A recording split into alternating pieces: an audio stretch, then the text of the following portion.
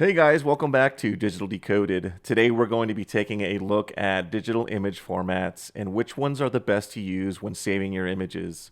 One of the most common mistakes we see today are images saved in the wrong format. So we're going to take a look at the four main image formats, how to use them, when to use them, and why. So let's take a look. The first image format we're going to look at is the JPEG. The JPEG is great for photography, photos, renderings like this one of this hummingbird. It's also great for illustrations that contain a lot of gradients and tonality. So this is primarily where and when you would use the JPEG image format. And you can save your images at a range of different compression levels using the JPEG. Most tools will provide you some kind of preview while you're saving the JPEG and will give you the ability to kind of, look at the different levels of compression and how it affects your image. So the primary goal of compressing an image with using a JPEG is to try to save it down at the lowest possible compression level while still keeping all the details intact. And you can do this using, there's a save for the web with Photoshop, and there's some other tools out there as well. But it's primarily used for images like this or photographs. And like I said, anything with a lot of image tonality going on within the image. The next image format we're going to look at is the PNG, the PNG. This format is great for illustrations with more solid lines and solid colors. And there's two flavors of PNG. There's PNG 8 and PNG 24.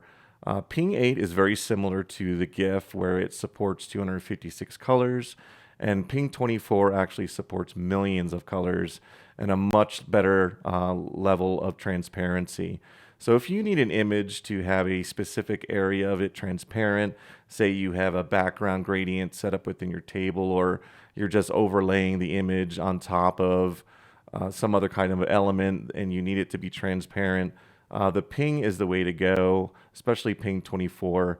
It really gives you a sharp and crystal clear image quality. It's a lossless image format, meaning it doesn't lose any of the details, but it does have a compression algorithm to reduce the file size a little bit. So again, it's a great way to save images where you need a transparent background in a specific area. This one, the checkerboard really is what is representing the transparent section of this image.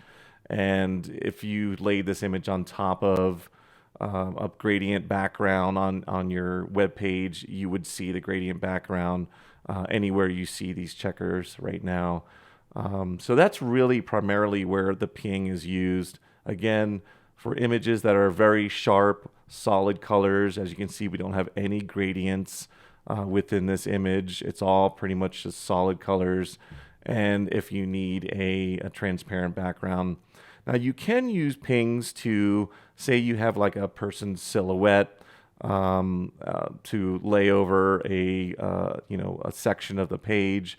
It will work as well there as well with photos with gradients.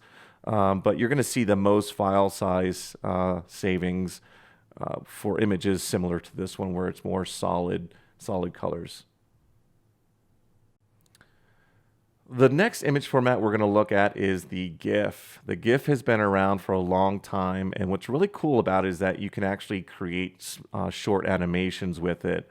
Again, it only supports 256 colors and is a great way to throw in some nice fun animations, whether it's something like this or it's a animated icon.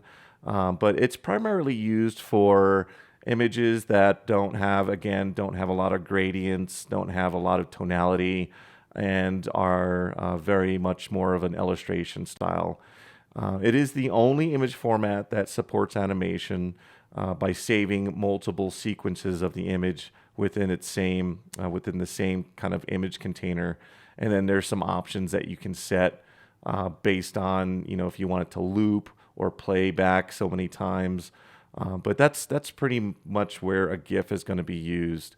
Don't save your photographs or high tonality images or anything with a lot of gradients as a GIF, you're going to lose a lot of quality, and it's just not going to support the details you're looking for. All right, so the last image format we're going to look at is the SVG, otherwise known as Scalable Vector Graphic. This format is really good for images like logos, graphics like this one here, and anything that is really vector-based and can be rendered as an SVG. So these images are scalable by any means in terms of you can make them as large as you want without losing any image quality. And this is based on the fact that they're rendered using instructions for paths, colors, and fills rather than a matrix of pixels that are populated by an RGB value. So if I zoom into this one here, we can see that we never lose any type of image quality. It just stays as sharp as it was when I was zoomed out. And this is great again for logos, icons, or anything that can be saved as a vector. All right, so those were the 4 main image formats you should be saving your images in based on the image itself. I hope you found this video useful. And as always, if you have any questions or comments, please leave them below in the comments section. Please subscribe, and we'll see you on the next one.